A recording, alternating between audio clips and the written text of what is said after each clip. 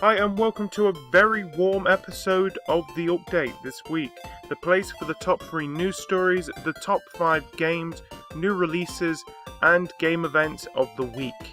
Let's start with this week's top 3 news stories.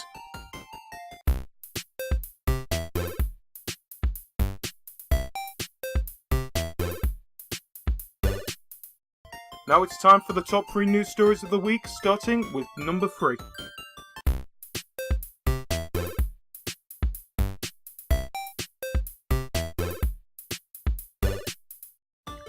Tom Clancy's The Division has officially been delayed into 2015, Ubisoft announced this week in a post on the game's official website. The title, in development for the PlayStation 4, Xbox One, and Windows PC, was announced during Ubisoft's press conference at E3 last year. The third-person shooter is being built in the Snowdrop engine, a new engine built by Ubisoft to power next-generation games. Working on The Division is a once-in-a-lifetime opportunity for all of us at Massive, Reflections, and Red Storm Entertainment, reads the post from the development team. We are creating something we are really proud of, and we don't want to compromise on quality. We are going to release the game when it's ready. More information on The Division will be revealed at E3 this year.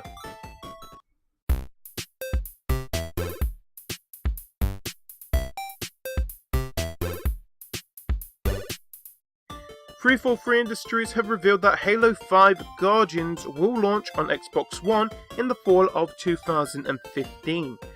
Bonnie Ross, general manager at .343, made the announcement on a blog post that detailed the future of the Halo franchise as a whole.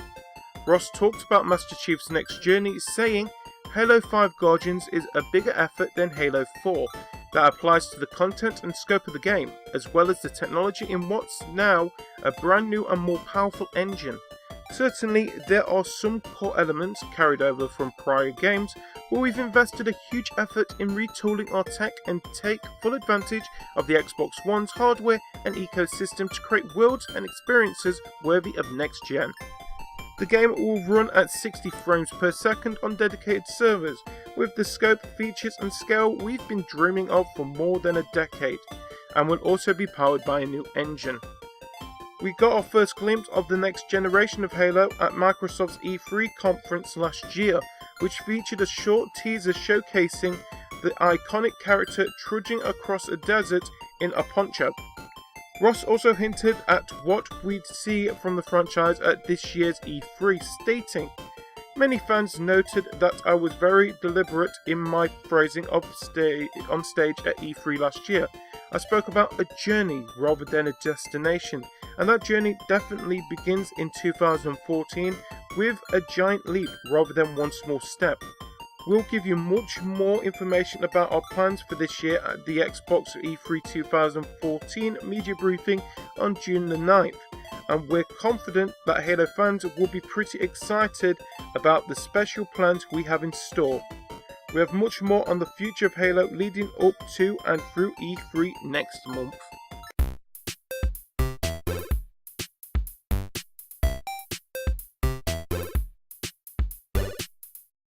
Finally, it seems Microsoft have listened to the masses and have announced that a Kinect-less version of the Xbox One will be available from June the 9th for just under £350.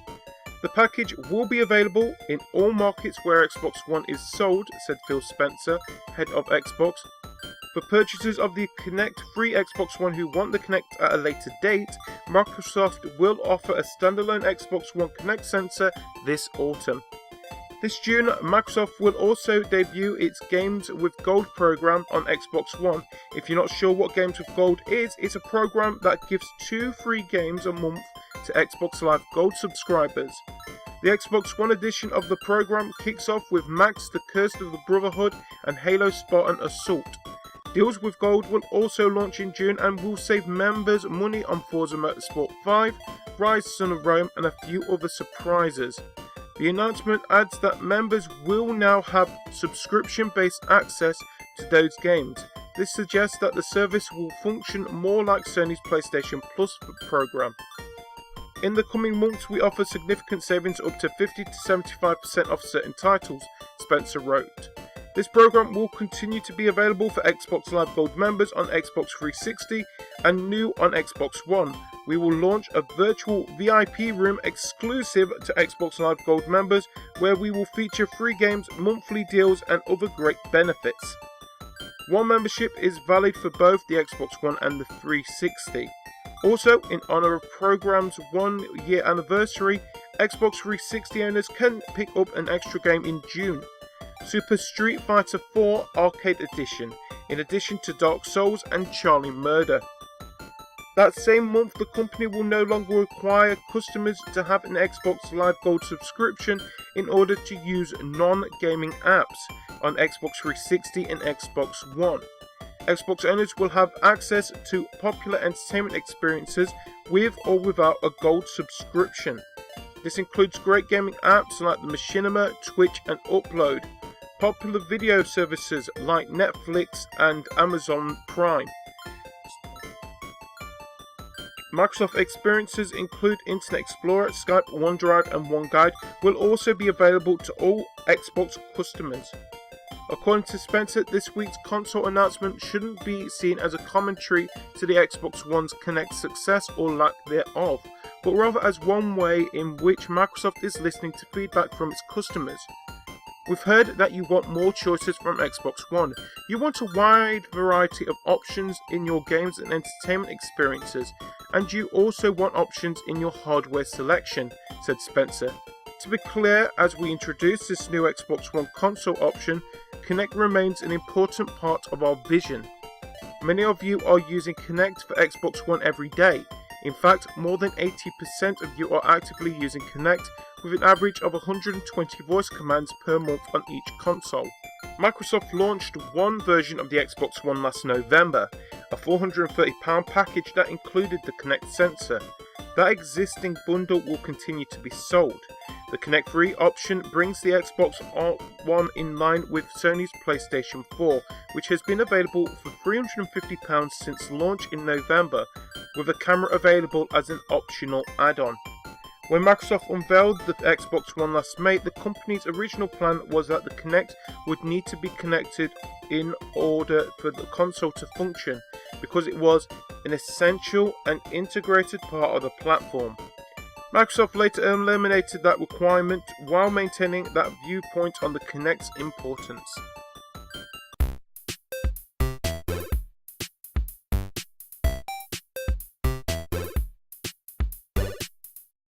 Now it's time for the UK Top 5 Games of the Week.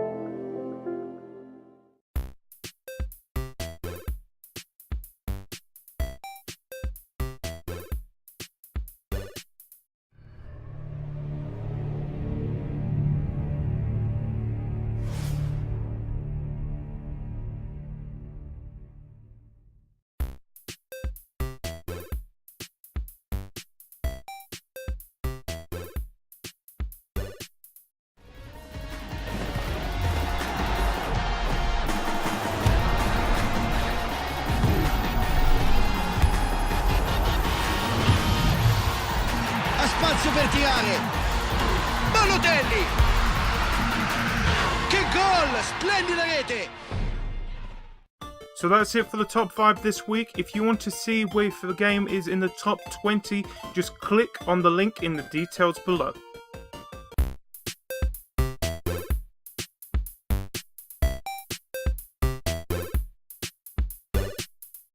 Now it's time to look at the new releases of the week, starting with Wolfenstein: The New Order on the 360, PS3, Xbox One, PS4 and PC, out Tuesday the 20th of May. Next we have Tropico 5 on the PC.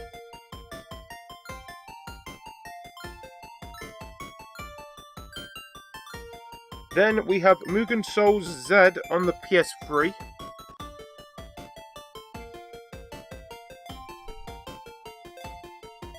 Also, we have F1 2013, the Complete Edition on 360, PS3 and PC. Then we have Killer is Dead Nightmare Edition available on the PC.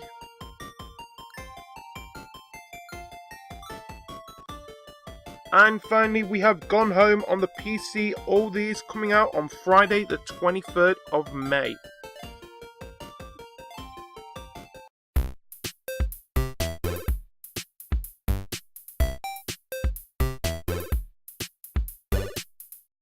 Now it's time to look at the game events this week, starting with Minecraft on the PC on the 23rd of May, hosted by me.